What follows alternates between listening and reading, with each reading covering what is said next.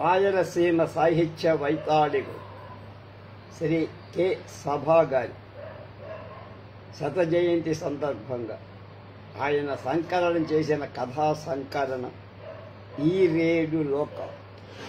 అందులో 10వ భాగం 24/2/24. ఇప్పుడు చెప్పే కథ అరిటాకు మన్నవ భాస్కర నాయుడు గారు రాసిన కథ.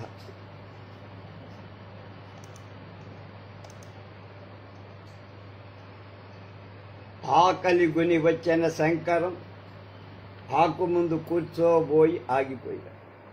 పీట మీద అడుగు వేసిన అతడికి ఎదురుగా పరచిన అరిటాకు తెరచిన విషాద గహ్వరంలాగా కనిపించి భయంకర భీభత్స విచార భావ కెరటం ఒకటి అతని హృదయ సముద్రంలో ఉవ్వెత్తున లేచి అంతే నిర్విణ్ణుడై అలాగే నిల్చుండిపోయాడు. వంటగదిలోంచి కూరలతో వచ్చిన అన్నపూర్ణ భర్త భంగిమను చూస్తూ గతుక్కుమని భర్తను సమీపించింది మెల్లగా. కానీ అతడు గమనించాల. ఏమండి, ఏం జరిగింది? ఆప్యాయంగా అడిగిందా. ఆ కంఠస్వరం విని ఈ లోకానికి దిగి వచ్చాడు శంకర్. అన్నపూర్ణ బరువైన నిట్టూర్పుతో పెనవేసుకుని బయటకొచ్చిన ఆ పిలుపు అనంతమైన అగాధాల నుండి పైకి వచ్చినట్టు. అలాంటి పిలుపు ఆమె భర్త నుండి వినటం అదే మొదటిసారి. ఆందోళనను అణచుకోవటానికి విశ్వ ప్రయత్నం చేస్తూ అన్నపూర్ణ అంది, భోజనం కానివ్వండి. లాలింపు వినిపించాలనుకున్న మాటలు ఆమె వేదన చూచాయగా తెలియవచ్చు. అరిటాకు వద్దు అన్నపూర్ణ. మరేం చెప్పలేకపోయాడు శంకర్. అంతకంటే అక్కడ ఆగలేకపోయాడు. చరచరా బయటికి వెళ్ళిపోయాడు. అన్నపూర్ణకు అతని ప్రవర్తన అర్థం కాల. ఆమె కాపురానికొచ్చి ఏడాది కావస్తుంది. ఏనాడు మగని మొగంలో విచార రేఖ తాను చూడాల. ఎప్పుడూ నవ్వుతూ నవ్విస్తూ ఉండే భర్తలో ఈ మార్పేమిటి? దీనికి కారణమేమిటో ఆమెకు అంతు చెక్కలు. గదంతా పరికించి చూసింది. ఎప్పటిలానే ఉంది. గదిలోనికి ఎవ్వరు వచ్చిన జాడా లేదు. తినడానికి కాళ్ళు చేతులు కడుక్కొని వచ్చి ఇంతలోనే అలా వెళ్ళిపోవటానికి కారణమేమిటో. పీట ముందు అరిటాకు బోసిపోయి నవ్వినట్లు గ్లాసులోని నీళ్లు నిర్మలత్వానికి ప్రతిబింబంగా ఉన్నాయి. అన్నపూర్ణ అన్నం మీద కూరల మీద మూతలు పెట్టి భర్త వెంటనే వెళ్ళి ఇంటి ముందు మానుమల్లె చెట్టు కింద పచ్చని పచ్చిక మీద కూర్చుని శంకర్ 2 మోకాళ్ల మీద తలవాల్చి చేతులతో 2 కాళ్లను చుట్టి ముద్దగా ముడుచుకుపోయి కూర్చున్నాడు.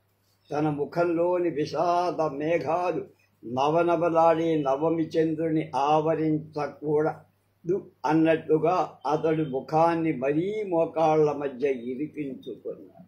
అన్నపూర్ణ భర్త దగ్గరకు వచ్చి లోకుల హృదయ భారాన్నంతటినీ మోస్తున్నదేమో. గాలి కదలలేకుండా ఉన్నది. తన సరసనే ఉన్న అందాల చందమామ సందిట్లోకి చేరుకోలేక తార మినుకుమంటూ చింతపడుతోంది. ప్రియురాలి దైన్యాన్ని చూసి జాబిల్లి ముఖం కూడా చిన్నబుచ్చుతో కొద్దిపాటి ఆ వెలుగులో అన్నపూర్ణకు భర్త ముద్ద కట్టిన దుఃఖంలా కనిపించాడు. నిలవలేక అతని ప్రక్కనే కూర్చుంది. ఆమె మాట్లాడలేదు. తన మాటలతో భర్త మనసు మరింత మదన పడుతుందేమో అని ఆమె భయపడింది. అందుకే ఆమెకు మాటలు రాలేదు. భయంకరమైన నిశ్శబ్దం ప్రకృతిపై పెత్తనం చేస్తోంది. దీనిని ఆమె భరించలేకపోయింది. తామర తోళ్ల వంటి తన చేతి వ్రేళ్లతో మృదువుగా భర్త పాదాలు తాకి చల్లని ఆ స్పర్శకు శంకరానికి చలనం కలిగింది. తల పైకెత్తి చూశాడు. భర్త కనుగొరకుల్లో కన్నీటి కణాలు, కపోలాలపై అశ్రుధారల చారం. చలించింది అన్నపూర్ణ. మోగగా ప్రేమగా లాలనగా భర్త ముఖాన్ని తన రెండు చేతులతో పట్టుకొని వంగి అతని కళ్ళలోకి క్షణం సేపు చూసి ఆ అగాధాలలో ఏ గాథల బాధలు చదువుకుందో విలవిలలాడిపోయిందా. భర్త ఒడిలోనికి మౌనంగా ఒదిగిపోయింది. అన్నపూర్ణ అదే బాధ.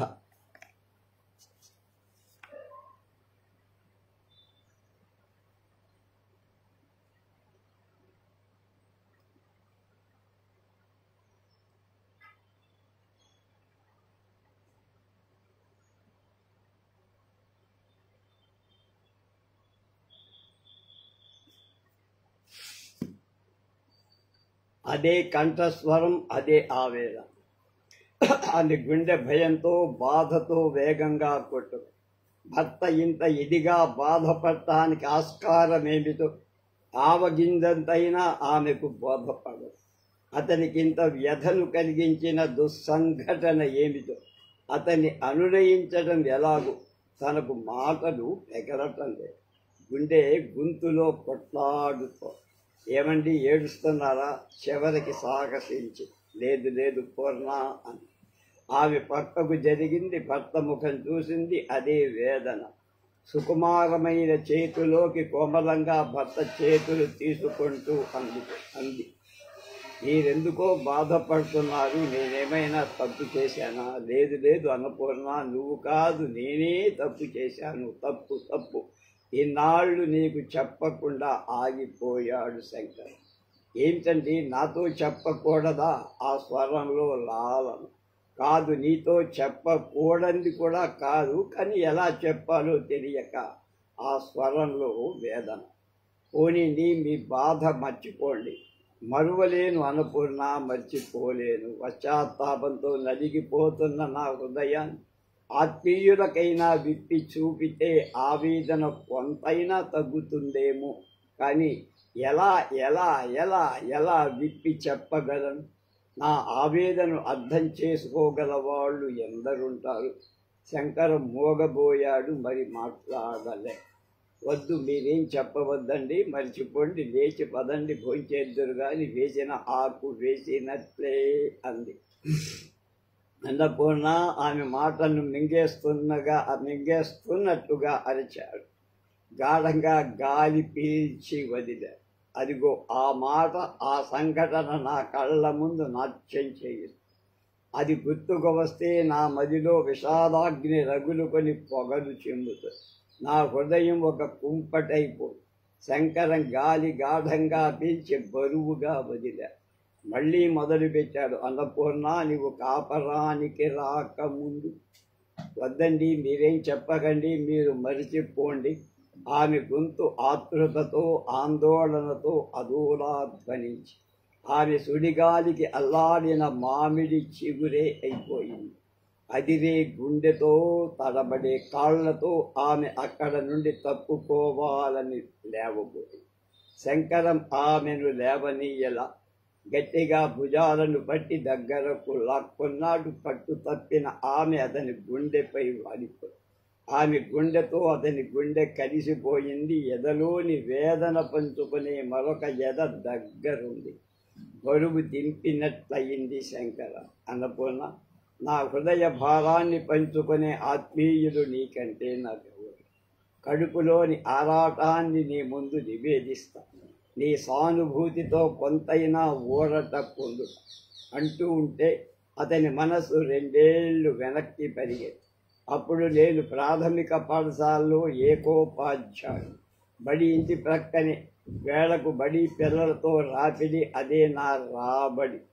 సుమారు 40 అమాయక శిశు హృదయాలతో ఆడుకుంటూ పలుక నేర్వని పసిడి హృదయ తంత్రులు మీటి పాడుకుంటూ విభిన్నమైన మనస్సులకు క్రమశిక్షణ నేర్పటానికి ప్రయత్నిస్తూ పనిచేస్తుంది. మొగ్గ వంటి హృదయాలతో, ముద్దు మాటలతో, మురిపాల సిరులతో ముగ్ధుల్ని చేసే మోహన మూర్తుల మధ్య పొద్దు పోవటమే తెలిసేది కాదు. ఆ జీవితం ఎంత ధన్యమైంది. లిప్తకాలం విశ్రాంతికో అన్నట్టుగా ఆగి మళ్ళీ ఊపిరి పీల్చుకున్న శంకర్. ఆనాటి మధుర స్మృతులేవో అతని శరీరాన్ని పొలకింపచేసిన లక్షణాలు ఆమె దేహానికి కూడా ప్రాకాయి. మౌనంగా వింటోంది ఆమె. కృష్ణుడు 5వ తరగతిలో చదువుతుండేవాడు. ఎంత తెలివైన వాడు అంత మంచివాడు. చదువులో చురుగ్గా, క్రమశిక్షణలో మెరుగ్గా ఉండేవాడు. వాడి మీద నాకు ప్రత్యేకమైన మక్కువ ఏర్పడటానికి అది కారణమై. వాడంటే నాకు ఒక ఆప్యాయత, అవ్యక్తమైన అనురాగం. క్రమంగా అది ఒక బంధమై కృష్ణుడు కూడా అందుకు తగ్గట్టే మొదలుకొనేవాడు. ఆ ప్రేమ బంధాన్ని మరింత దృఢం చేశాడు. నన్ను విడిచి ఒక్క క్షణం కూడా గడపలేడు. బడి వదిలినా వాడు నన్ను వదలడు. నాతోనే ఇంటికి వచ్చేవాడు. పాఠాలు చదివేవాడు. తెలియని పాఠాలు అడిగి చెప్పించుకునేవాడు. మధ్య మధ్య అమ్మకు సహాయపడుతూ ఉండేవాడు. అంగడి వస్తువులు తేవాలన్నా, అటకెక్కి ఏ వస్తువైనా దింపాలన్నా కృష్ణుడే. వాడికి నాకు మాత్రమే కాకుండా వాడికి మన ఇంటికి కూడా అవినాభావ సంబంధం పెనవేసుకుపోయి. బడికి వస్తూనే కృష్ణుడు రిజిస్టర్, శుద్ధముక్క, డస్టర్ తెచ్చి బల్ల మీద పెట్టేవాడు. కుర్చీని బల్లను బాగా తుడి శుభ్రం చేసేవాడు. ఒకనాటికి వాడు బడికి రాకుంటే నాకు ఒక చేయి విరిగిపోయినంత అవస్థ అనిపించేది. ఒకరోజు కృష్ణుడు బడికి రాలా, కారణం తెలియదు. ఉదయం బడి విడిచిపెట్టి సరాసరి కృష్ణుడి ఇంటికే వెళ్ళా. అరుగు మీద కూర్చొని పాఠం రాసుకుంటున్నాడు కృష్ణుడు. నన్ను చూడగానే పరిగెత్తి లోపలికి వెళ్ళి చాప తెచ్చి అరుగు మీద వేశాడు. ఎలా ఇవాళ బడికెందుకు రాలేదు కూర్చుంటూ అడిగా. వాడు బదిలేం చెప్పాలి. చూస్తే బిడియపడుతున్నట్టుంది. కనురెప్పలు రెప్పరెప్ప కొట్టుతున్నాయి. అవి నాకు మనసును వ్యక్తం చేస్తున్నాయి. అమాయకమైన వాడి కళ్ళు అవే నాకు వాణ్ణి మరీ దగ్గరకు చేశాయి. చొక్కా లేదని బడికి రాకుండా నిలిచిపోయాడు నాయన. ఉన్నపడంగా ఎక్కడి నుంచి వస్తాయి చెప్పు చొక్కాలు. అప్పుడే బర్రెను పట్టుకొని ఇంటికొచ్చిన వాళ్ళ అమ్మ చెప్పు. నెత్తి మీదున్న పచ్చిక మోపును ఘాటిలో వేసి గేదెను కట్టి వేసేది. పెరట్లోకి వెళ్ళి ముఖం కాళ్ళు కడుక్కొని పైట చెంగుతో తుడుచుకుంటూ దాహం తీసుకున్నావా నాయనా అంటూ లోనికి వెళ్ళిందారు. నేను అదేమీ వినే స్థితిలో లేను. కృష్ణుడికి చొక్కాలు కూడా తగినన్ని లేనంత బీదరికమ. ఆలోచనతో అదిరిపడ్డా నేను. మజ్జిగ తాగు నాయన అంటూ ఆమె అరుస్తున్నా లేచి వచ్చేది. మర్నాడు 2 చొక్కాలు నిక్కర్లు తీసుకొని నేనే వెతికించి వద్దనేందుకు ధైర్యం లేక కృష్ణుడు తీసుకుంటుంటే వాడి అమ్మ కళ్ళు చెమచ్చాయి, వర్షించాయి. బెచ్చం పుచ్చుకోవాల్సి వచ్చిందన్న అవమానంతోనూ, కొండంత అండ దొరికిందని ఆహ్లాదంతోనూ నాకు అర్థం కాలేదనుకోండి. ఆగాడు శంకర్. ఆమె అతని చేతుల నుండి జరిగి పక్కగా కూర్చొని భర్త ముఖం కేసి చూస్తూనే ఉండిపోయి. ఒకనాడు బడికి వెళ్ళేటప్పటికి పిల్లలు ఏదో ఉత్సాహం, పరవశం తొక్కుతారు. కారణం నాకు వెంటనే తెలిసింది. కృష్ణుడు ఎక్కడికో అరటి పిల్లలు తెచ్చాడు. పిలకలన్నా బడి తోటలో అరటి చెట్టు లేని కొరత తీరుస్తున్నాడు. వాటిని తొందరగా నాటి మరీ తొందరగా పెంచి పెద్ద చేద్దామని ఉబలాటమే పిల్లల్నింత ఉత్సాహవంతుని చేసి. నేను చిలుకూరు వారి గూడెమని హై స్కూల్లో పనిచేస్తుంటే ఆ చుట్టుపక్కల ఎక్కడ అరటి తోట లేవు. ఉయ్యూరు నుంచి మా పెరట్లోండి అరటి పిల్లక తీసుకెళ్ళి పెంచే పిల్లలకి ఒక్కొక్క సెక్షన్కి కొంత మడిలాగా ఏర్పాటు చేసి బడి ముందు వెనక మొత్తం అంతా అరటి పిల్లకలు నానిస్తే అద్భుతంగా అవి పెరిగి గెలలు వేసి చాలా కళ్ళుల పండుగగా ఉంది. 1 సంవత్సరం లోపలే కాయలు కాసి. కృష్ణుడు ఎక్కడివో అరటి పిల్లకలు తెచ్చాడు. బడి తోటలో అరటి చెట్టు లేని కొరత తీరుస్తున్నాడు. వాటిని తొందరగా నాటి మరీ తొందరగా పెంచి పెద్ద చేద్దామనే ఉబలాటమే పిల్లల్నింత ఉత్సాహవంతుని చేసి. 3 అరటి పిల్లకలు తెచ్చినాను సార్, మన బడి తోటలో నాటుతాం సార్ ఆశగా బిడియంగా గోముగా అడిగాడు కృష్ణుడు. చెరడేసి కన్నుల్లో ముగ్ధత్వం నన్ను మురిపించి వాడి కళ్ళ ముందు అరటి చెట్లతో కళకళలాడే తోట నందనవనమైన నాట్యం చేస్తోందేమో. ఆ కన్నుల్లో ఒక విధమైన కాంతి క్షణం సేపు ఆనందించానే. తర్వాత అన్నాను, ఉన్న తోటకే నీళ్లు తెచ్చిపోయటం కష్టంగా ఉంటే మళ్ళీ అరటి మొక్కలు ఎందుకురా, వీటికి సంవత్సరం అంతా నీళ్లు ఉండాలి. ఎండాకాలంలో దూరం నుంచి నీళ్లు తేవటం కష్టం, వద్దులే అన్నా. కష్టమైనా మేం పోస్తాం సార్ అన్నసిగాడు కృష్ణ. వాడి గొంతును అనుసరిస్తూ అందరి గొంతులు కలిసి కృష్ణుడి తృప్తి వాడి కళ్ళల్లో ప్రతిఫలించి, సరే అన్నా, నేను మొక్కలు వాడిపోకుండా ఇప్పుడే నాటేస్తాం సార్ అన్నాడు. కానీ అన్నాను నేను. మెరుపు మెరిసినట్టు గంతేశాడు కృష్ణుడు. పెద్ద పిల్లలంతా తొలక పని పొరమారించుకొని తోటల్లోకి వెళ్ళిపోయాడు. గంటసేపు చిన్న పిల్లలకు పాఠాలు వ్రాసిచ్చి వాళ్ళ చేత వ్రాయించి చూచి లెక్కలు చేయమని చెప్పి తోటలోకి వెళ్ళే ఆశ్చర్యపు. అప్పటికే 3 కోతులు తోడి పెట్టారు. 5-6 గంపల వాలెరువు తెచ్చారు. 2-3 వీసల శనగ పిండి సేకరించి పెట్టారు. కొంత యూరియా కూడా తెచ్చారెవరో. నేను ఈ పని చేశాను, ఇది తెచ్చా, వాళ్ళది చేశాడంటూ పిల్లలు నాకు వివరిస్తున్నారు. ఈలోగా 4 పిల్లలతో నీళ్లు పట్టించుకొని కృష్ణుడు వచ్చాడు.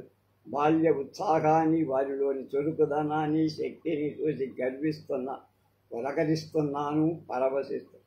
ఈ శక్తిని, అదే అద్వితీయమైన, అనంతమైన, అకుంఠితమైన శక్తిని ఒకే త్రాట్ మీద ఒకే మార్గంలో నడిపిస్తే జాతి సాధించండి ఏమైనా ఉంటుందా? ఉండదు. అలాంటి నీతిని వీరిలో తరిగిపోకుండా ఉండేట్టు నేను ఉపాధ్యాయుడిగా బాధ్యత వహించి, నేటి పూతలు రేపటి నేతలు కావాలి.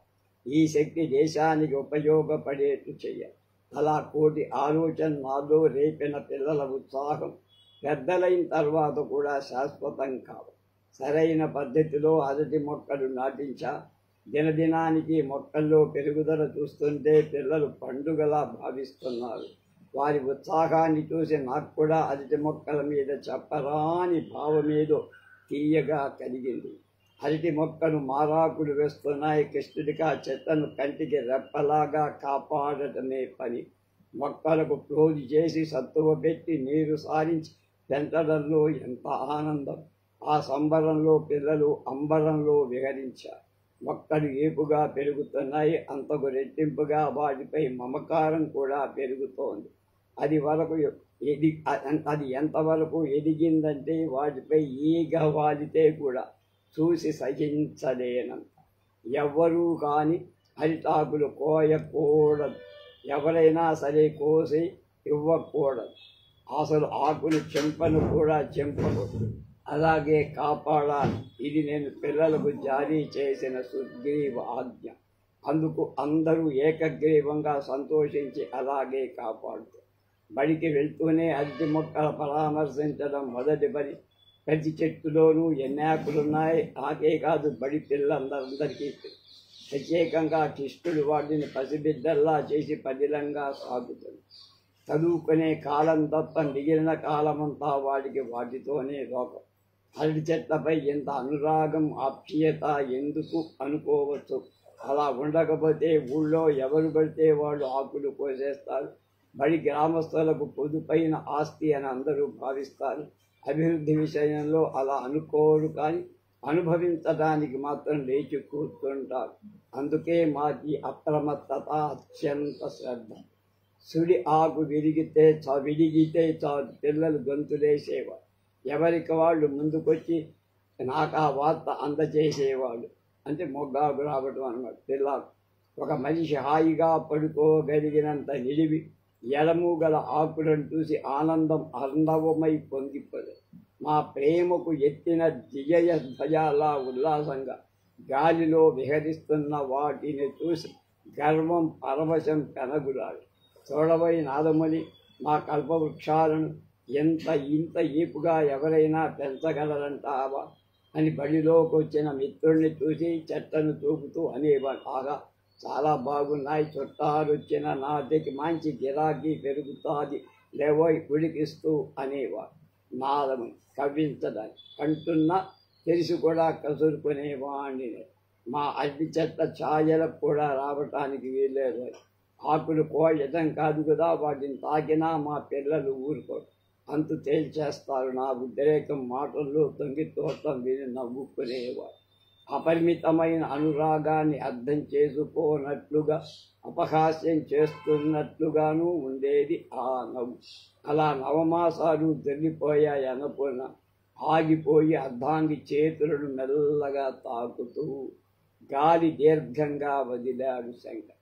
అతని ముఖంలో ముసురుకుంటున్న విషాద మేఘాలను ఆమె చూసింది. ఆమె ఒక చంద్రబింబం భయంతో ముడుసుకు చూసిన వారంతా ఇక ఒక నెలలో అరటి చెట్లు మొగ్గలు వేయగలవని చెప్తున్నారు. ఆ శుభగడియ కోసం అరులు తాచుకొని చూస్తున్నారు. మొగ్గ తొడిగాయో లేదోనని గంటకోసారి చూడటమని ఆతృత అణచుకోలేకపోయా. నేను పిల్లలం కూడా. ఎందుకో తను పెంచిన వాటిపై మనిషికి అంత మమత. అన్నపూర్ణ ఆగి శక్తిని కూడదీసుకున్నాడు. ఆ రోజు నాకెప్పటికీ గుర్తు.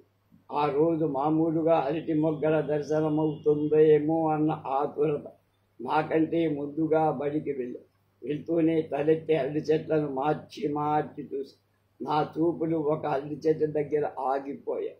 కన్నుల రెప్పలు కదల, పెదాలు వడకటం ప్రారంభించి ఆనందంతో కాదు ఆవేశంతో అన్నపూర్ణ విజయ పతాక వంటి ఆ చెట్టు సుడి ఆకు విరిగిపోయి మొదటికి కోసుకొని పోబడింది.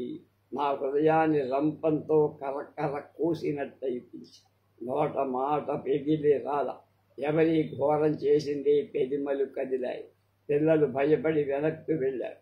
కొనుక్కుంటున్నట్టుగా అన్నాడు, ఆకును కృష్ణుడు కోశాడు సార్. నా చెవులను నేను నమ్మల.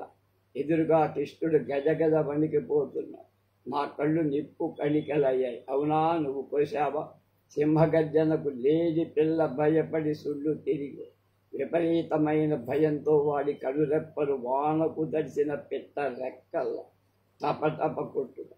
నా కోపానికి కట్టలు లేకపోయాయి. పక్కనే ఉన్న వెదురు కంప చేతికంది.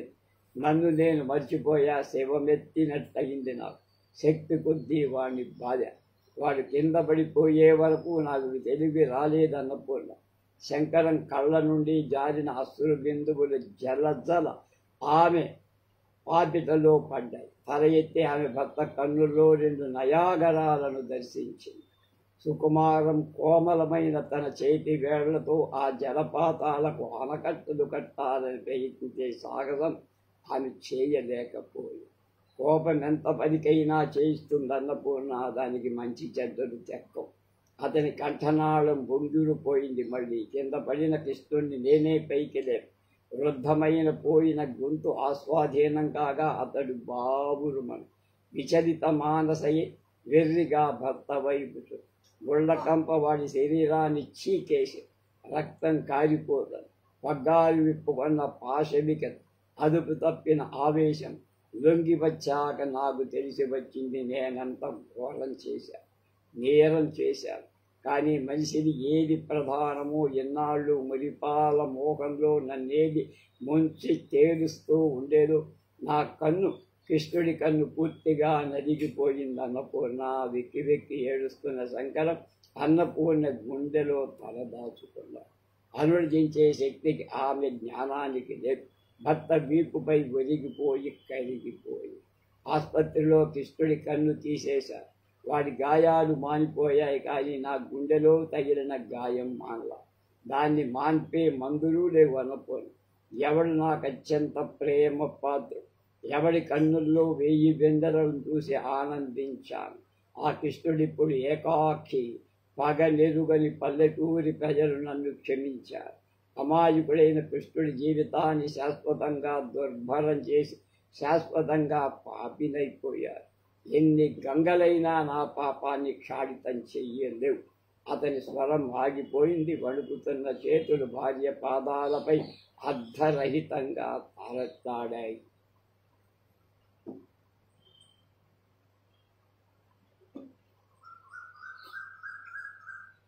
ఆమె పాదాలు వెనక్కి రాకుంది. పైకి తలెత్తి భర్తను అడిగింది, ఇంతకు కృష్ణుడు అరిటాకు ఎందుకు కోశాడండి? తల లేపి భార్యను చూసి అంతలోనే చూపులు మళ్లించుతారు. శంకర్, మీ అమ్మా నాన్న నీ వివాహ ప్రసంగాలకై మా ఇంటికి వచ్చారు. సమయానికి ఇంటిలో ఆకులు లేకుంటే అమ్మ కృష్ణుడిని ఆకులు తెమ్మ. అమ్మ ఆజ్ఞతో గురువు కాబోయే అత్తమామల మర్యాద బాగా చెయ్యాలనే తొందరలో కూడా వాడు ఆకులు కోశాడు. కారణం తెలుసుకోకుండా క్రోధంతో కళ్ళు మూసుకుపోగా వాడి కన్ను తెరవకుండా మూసివేశా. అన్నపూర్ణ ఆనాటి నుండి అది తాగు చూస్తే కృష్ణుడే గుర్తుకొస్తాడు. కొంటి కంటితో జాలిగా, మూగగా, అమాయకంగా, అదో మాదిరిగా నన్ను చూస్తాడు. నేను భరించలేనా స్మృతి. అందుకే ఆ ఉద్యోగం వదిలిపెట్టా, గుమాస్తాగా చేరా. అన్నపూర్ణ ఒక వస్తువును విపరీతంగా ప్రేమించినందువల్ల, క్షణమాత్రం నిగ్రహం లేనందువల్ల శాశ్వతమైన నేరం చేశాను, ఘోరం చేశాను. జీవితాంతం పశ్చాత్తాపంతో పరితపిస్తున్నా. ఈ పరితాపం నా పాలిటి శాపం. అంతే అంతే అంతే అన్నపూర్ణ అని బాగురుమని విషాద గాథ ముగించాడు శంకర. ముఖాన్ని ఆమె గుండెల్లో దూచి కన్నీళ్లు కార్చాడు. భర్త ముఖాన్ని గుండెకు గాఢంగా హత్తుకుంది అన్నపూర్ణ. భర్త కన్నీటితో తడిసిపోయి తన వక్షస్థలంలో చల్లని ఓదార్పు చూపించి చందమామ జాలిగా చూస్తూ మబ్బుల మరుగులో మాయమైపోయాడు.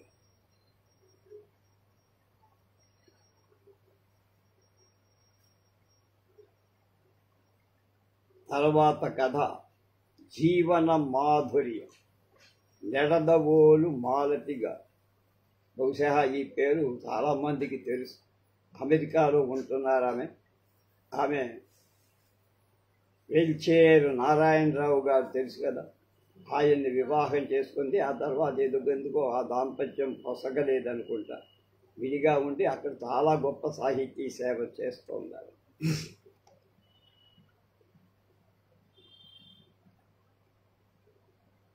వెళ్తావు కదా.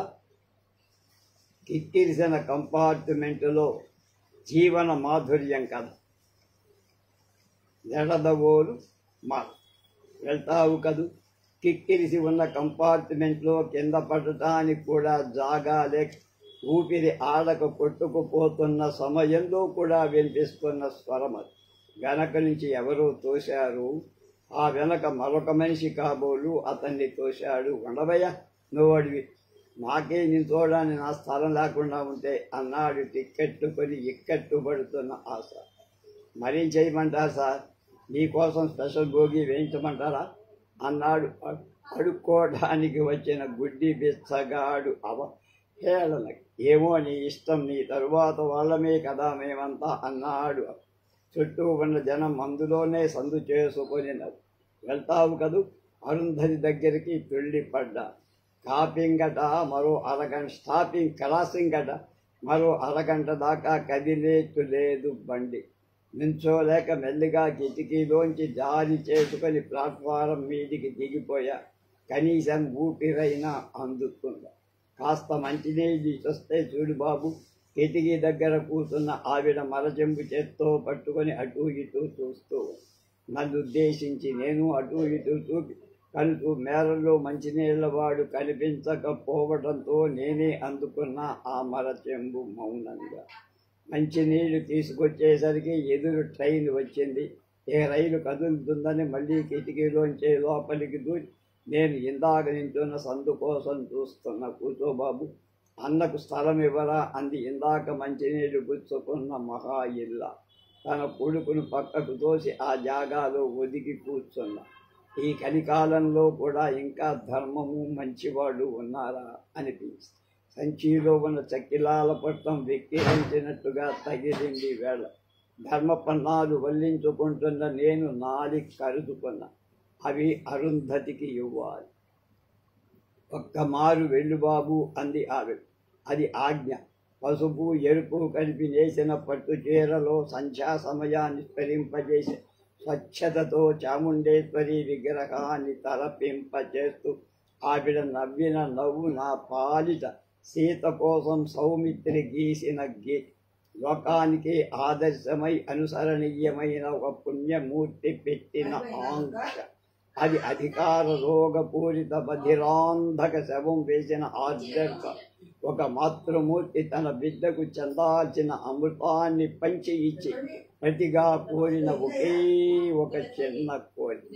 పరమ కిరాతుడైన మృత్యువు సన్నిధికి పంపుతున్న శత్రువుడు నీ చివరి కోరిక ఏమిటి అని ప్రశ్నించే ప్రశ్నకు ఒక్కమారు అరుంధతిని చూసిరా నా కళ్ళు పెట్టుకొని అలా అలమటించిపోతున్న మాతృస్త్రీని శోభ పెడుతున్న ఆ నింజురాలి ముఖం ఎలా చూడలేనని ఎలా చెప్ప.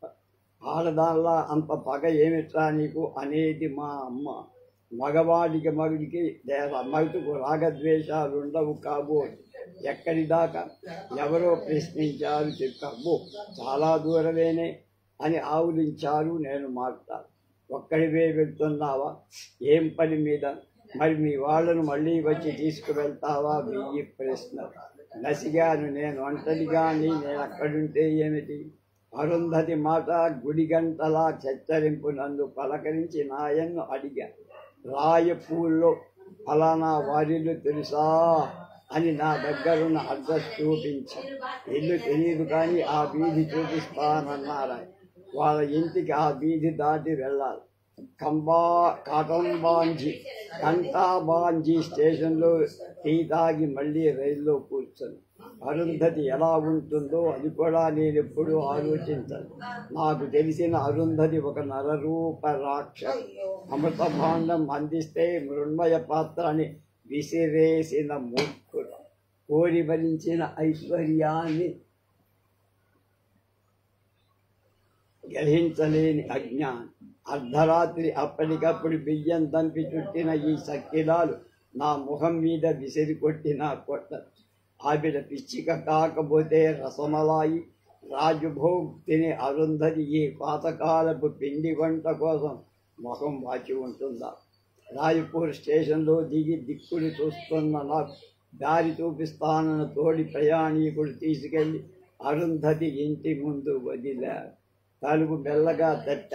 పాతివ్రత్యం పరీక్షించడానికి అగ్ని ప్రవేశం చేయమన్నప్పుడు జనకసుత ఎట్టి అనుభూతులకు లోనయిందో కాని సామాన్య మానవుడైన నేను ఆ ఒక వృద్ధమూర్తి యందు నాకు గల అభిమానాన్ని రుజువు చేసుకోవటానికి దాంభికం కోసం కాక నిండు మనసు నొప్పించలేక వచ్చి నిలబడ్డాను అరుంధతి ఎదురు. నరక ద్వారాల్లా తెరవబడ్డాయి తలుపు. ఆ తలుపుల వెనక తన 5వ తనానికి చిహ్నంగా గాజులు గల్లుగల్లున మోగుతుండగా ప్రత్యక్షమైన పార్వతీదేవిలా మందహాసంతో నిలబడి ఆ తలుపులు తెరచిన జవర ఆ ముగ్ధమోహన మూర్తి అరుంధతి కాజాల. బహుశా క్షణక్షణానికి ఇంతింతై మాయావజునులా పెరుగుతున్న నా కోపాగ్నిని శాంతింపజేయవచ్చిన దేవదూత అయి ఉండొచ్చు. నేను వీలైనంత సంక్షిప్తంగా నా వచ్చిన పని వివరించి లోపలికి రా అంది ఆవి. నా కోసమే ఎదురు చూస్తున్నది. అత్తవారింటికి వెళ్ళిన కొత్త కోడలను అనుంగు తమ్ముణ్ణి ఆహ్వానించే పిలుపు. స్కూలుకి వెళ్ళిన పసివాడు తిరిగి ఎప్పుడు వస్తాడు అని ఎదురు చూసి విసిగి వెనుదిరిగేంతలో అతడు పరుగున వచ్చినప్పుడు ఎదురయ్యే స్వాగతం. అమ్మ కులాసాగా ఉండాలి. ఎంతగానో బతిమేళాను ఒక్కదాన్ని ఈ దేశం కాని దేశంలో నా అన్నవాళ్ళు లేకుండా పడి ఉన్నా వచ్చి ఇక్కడ ఉండమంటే రానుగాక రానంది. ఏనాడు తల్లి బిడ్డల్ని వేరు చేశాను, ఈనాడు నాకు అమ్మ ఉండి లేందే అయింది. పోనీలే, తక్కువ నోములు నోచి కొర నోములంట, ఎక్కువ ఫలం ఇమ్మంటే ఎలా వస్తుంది అంది అరుంధతి కన్నుల నీరు తొణుకుతుంది. అరుంధతి మాటలు నేను నమ్మల. ఆమె నటనా వైదగ్ధ్యానికి ముగ్ధుడైన మాట మాత్రం నిజం. తను అంతలోనే తేరుకొని లేచి స్నానం చెయ్యి, భోజనం చేద్దుగా, నిన్న ఎప్పుడనగా తిన్నావు, ఇప్పుడు అనవసరంగా శ్రమ తీసుకోకండి, నేను వెళ్ళిపోతాను. మీ అమ్మ ఇవి మీకు ఇచ్చి చూసి రమ్మడం చేత వచ్చా. సంచిలో పట్లం తీసి ఇంట్లో ప్రవేశించడానికి నాకు గల అభ్యంతరం కూడా వ్యక్తయ్యి. అయితే మా అత్తగారు పని చెప్పకపోతే వచ్చేవాడివే కాదన్నమాట. ఇంకా అలీబాబా కథలోలాగా ఉప్పు తినని నియమం కూడా పెట్టుకున్నావా? నేను క్రైమ్ బ్రాంచ్లో వాణ్ణి, మారు మాట్లాడకుండా పద అన్నాడు రమణరావు రంగంలోకి ప్రవేశిస్తూ. ఈ ఇన్స్పెక్టర్ గారి ముందు నాకు నోరు పెగలలేదు. తల వంచుకొని భోంచేసిన అరుంధతి వంటింట్లో చేస్తున్న ఏర్పాట్లను బట్టి వాళ్ళింట్లో ఒక వారాల కుర్రాడు ఉన్నాడని, అతడి వంతు అన్నం నాకు పెట్టి అతడికి మళ్ళీ ఎసరు పెట్టిందని అర్థం చేశాయి. భోజనం చేస్తున్నంతసేపు క్రైమ్ బ్రాంచ్ ఇన్స్పెక్టర్ నా పక్కనే కూర్చున్నారు. అరుంధతి ఏవేవో ప్రశ్నలు వేస్తూనే ఉంది. వాటితో పోటీలు పడుతూ ఖాద్య పదార్థాలను ఆకులో పడుతూనే ఉన్నాయి. నేను ఉక్కిరి బిక్కిరి అవుతుంటే, అయ్యయ్యో అసలు ఏం తినలేదు, అలా అయితే పద నీకు ఇష్టమైన హోటల్లో తిందువు గాని అంది. భోజనం అయ్యాక నా కథ సూక్ష్మంగా చెప్పా. పార్వతీపురం దగ్గరే ఒక పల్లెటూళ్ళలో SSLC వరకు చదివా. తర్వాత పై చదువులకు నాన్నగారు ఒప్పుకోలేదు. కానీ నేను మొండిగా పార్వతీపురం వచ్చి అరుంధతి తల్లిగారింట్లో ఒక చిన్న గది తీసుకొని చదువు సాగించా. అప్పుడే నాన్నగారి దయకు అప్రాత్రుణ్ణిగా గణించబడ్డాను. అక్కడే నవ్య నవనీత సమానమైన నిండు మనము ఎటువంటిదో తెలుసుకున్నా. ఆ గదిలో ఉండగానే గుప్తదానం చేస్తున్న ఒక పుణ్యపురుషుని మూలంగా నెలకు 50 రూపాయలు అందుకుంటూ BA డిగ్రీ చేశా. నేను తన తల్లి ఆస్తికి వారసుని కాగలనన్న భయంతో అరుంధతి అసూయాగ్రస్తురాలై విషం కురిపిస్తే నేను నిశ్చయంగా సంతోషించి ఉండే. నన్ను ఏ విధంగా అయినా వంచడానికి ప్రయత్నిస్తే ఆ మాయాజాలం నుండి తప్పించుకొని అలవోకగా నవ్వి అవనతముఖి అయిన అరుంధతి చూసి ఆనందించి ఉండేవాణ్ణి. అదృష్టవంతుడి తమ్ముడు, నేను పరితపించిపోతున్న అమ్మ నీకు అనాయాసంగా లభ్యమైంది అంది అరుంధతి. క్యాంప్ కాట్ వేసింది. కొంచెం సేపు విశ్రాంతి తీసుకో.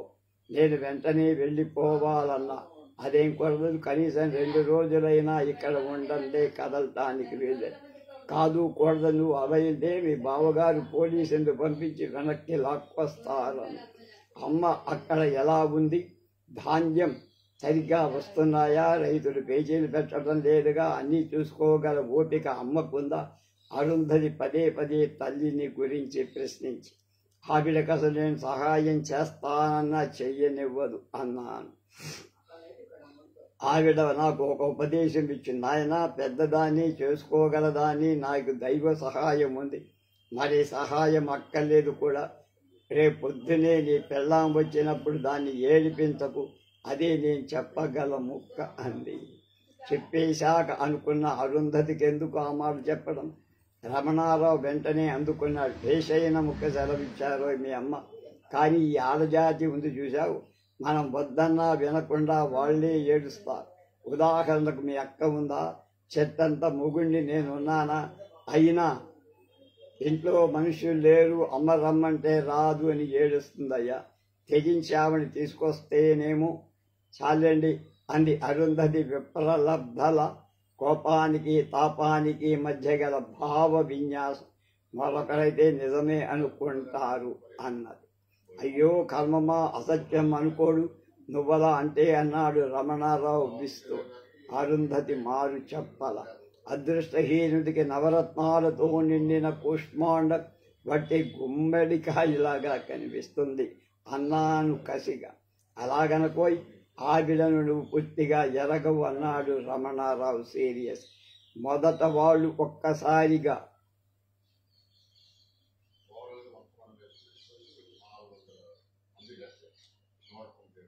కాపురం పెట్టిన రోజుల్లో ఆవిడ ఇక్కడికి వచ్చి అప్పట్లో ఇల్లు చిన్నది తీసుకున్నాడు. అతడి ఉద్యోగము చిన్నదే.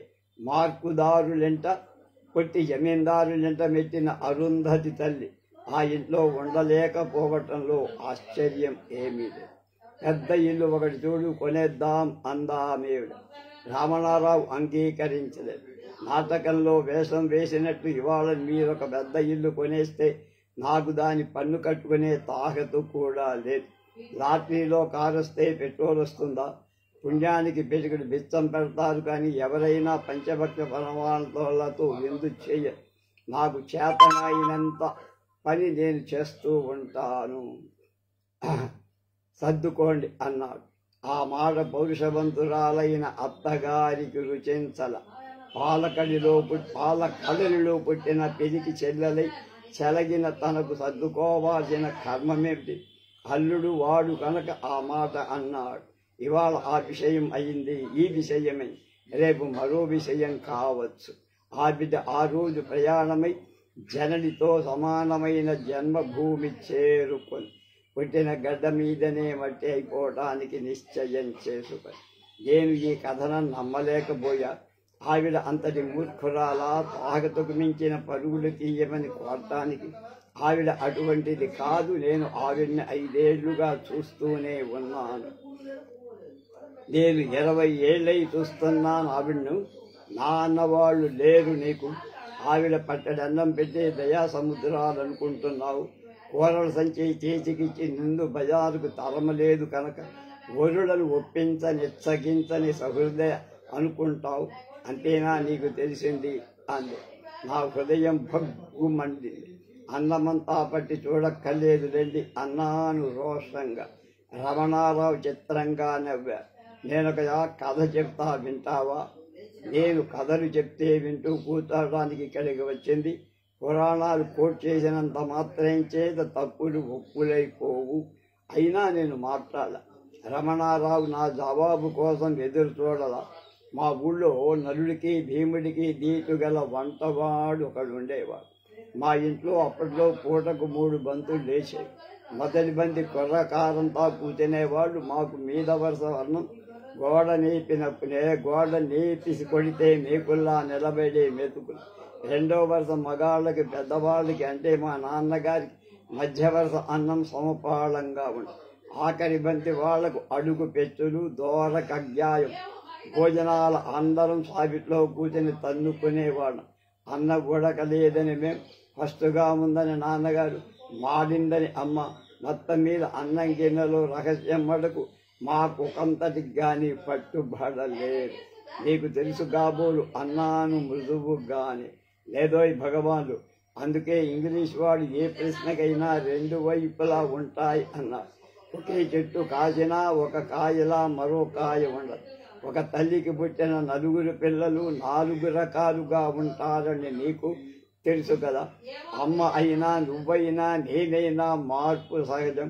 పట్టు విడుపు ఉండాలి దేనికై. అయితే నేరస్తుడు అనకూడదా? రమణారావు వాచి చూసుకొని పులి వేషం లాంటి మేకప్ మొదలు పెట్టాడు. స్టేషన్ బయలుదేరా. నేరం ఒకమారు చేసిన వాడు మనిషి అయితే మళ్ళీ అదే నేరం చెయ్యడు అంటున్నా. అందుకే కదా మన పెద్దలంతా అనుభవం అని కొట్టుకుపోవడం. సరేనండి, చిన్నవాడిని చేసిన అది దగ్గర మీ ప్రతిభ అంతా అంటూ అరుంధతి ఎత్తి, అది చిన్నవాడు కదా అని 4 నీతి వాక్యాలు నేర్పబోతే మీ తమ్ముడిని నేనేదో మీద పడి కొట్టేస్తున్నట్లు ఇదైపోతావే. నా షూస్ పట్టుకురా, మళ్ళీ సాయంత్రం దాకా కనిపించనన్నాడు రమణారావు బెల్ట్ సర్దుకుంటూ. నాకిది MA క్లాస్గా మ్యాజిక్ చేసే మ్యాజిక్గా కనిపించి, దొంగైనా తను తాను సమర్థించుకోగలడు. నోరింటే తల కాస్తుంది కదా. మరి ఒక్క మాట జ్ఞాపకం ఉంచుకో Sripati. Old order must give place to the new order and the new order can never adapt itself to the old. పాత వాళ్లను కొత్త తరం గౌరవిస్తుంది కానీ అనుసరించి. రమణారావు వెళ్లిన వైపు చూస్తూ పడుకున్నాడు. సూర్యుని ఆవరించుకున్న నల్లని మేఘాన్ని అధిగమించి సూర్యకిరణం 7 రంగుల్లో ప్రతిఫలిస్తా. మనుషుల్లో మార్పు సహజమైతే అమ్మ మారదా? నిజంగా అమ్మకంత పట్టుదల? అసలు ఇందులో నేరస్తులెవరు? అమ్మ అమ్మ అని పరమరిస్తోంది అరుంధతి. అక్కడ అమ్మ అరుంధతి అరుంధతి అని తప్పిస్తోంది. రమణారేవము అక్రమవర్తనుడు కాదు. 5 ఏళ్ల నుంచే చూస్తున్న నేను అమ్మకు అరుంధతి కన్నా ఆస్తి ఎక్కువ కాదని నిశ్చయంగా చెప్పగ. ఈ చిక్కులనే కాబోలు భవబంధాలంటారు. వాడుండమన్న 2 రోజులు ఉండి కాని నేను అక్కడి నుంచి కదల్లా. ఈ దంపతులకు నా యందు కలిగిన అవ్యాజ అనురాగానికి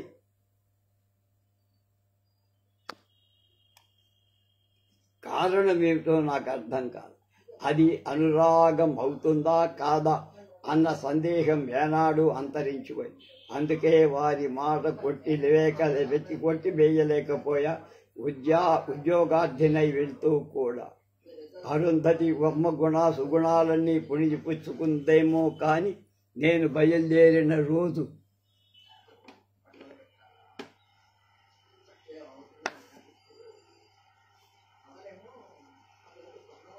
పండుగంత హడావిడి చేసింది.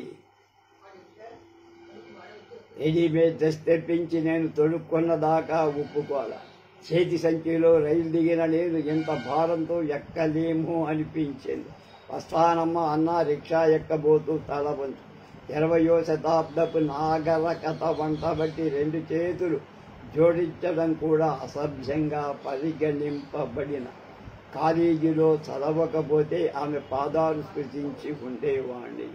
తన యందు నేను పెంచుకున్న దురభిప్రాయానికి ప్రతిగా కనీసం నువ్వైనా అప్పుడప్పుడు వచ్చి కనిపిస్తూ ఉండు తమ్ముడు అంటూ కన్నీళ్లతో సాగనంపిన అరుంధతి రుణం 7 జన్మలెత్తినా తీర్చుకోలేనేమో అనిపించి రైలెక్కుతూ ఉంటే రమణారావు ఒక ఉత్తరం ఇచ్చారు. దాని మీద ఉన్న అడ్రస్కు వెళ్తే తప్పకుండా ఉద్యోగం దొరుకుతుంది. నా ఫ్రెండ్ నా మాట తోసెయ్యడు అన్నాడు రమణరావు. ఆ ఉత్తరం రాసిన చెయ్యి నాకు సుపరిచితం. ఏ అజ్ఞాత వ్యక్తి అయితే ప్రిన్సిపాల్ పేరున ప్రతి నెల 50 రూపాయలు పంపినన్ని ఉపయోగించుకోవడంలో తుదినయ్యిన ప్రిన్సిపాల్కి వదిలి పరోక్షంగా నా చదువుకు సహాయం చేశారో ఆ వ్యక్తిదే ఆ హస్తం. ఆ మాత్రం నేను పోల్చుకోలేకపోతే ఇంతవరకు నేను చదివిన చదువంతా వ్యర్థం. తీసిన కొద్దీ ఊరే నీటి జల వంటిది అరుంధతి రమణారావులకు నాకు మధ్య గల అనుబంధం అనుకున్నా. ఉత్తరం మడిచి జేబులో పెట్టుకుంటూ రేపు పులికంటి కృష్ణారెడ్డి గారి జానపద కథల్లో ఆయన మహారాజు ఆయన రాసిన అరచేతిలో గీత కథ గురించి తెలుసుకున్నాను.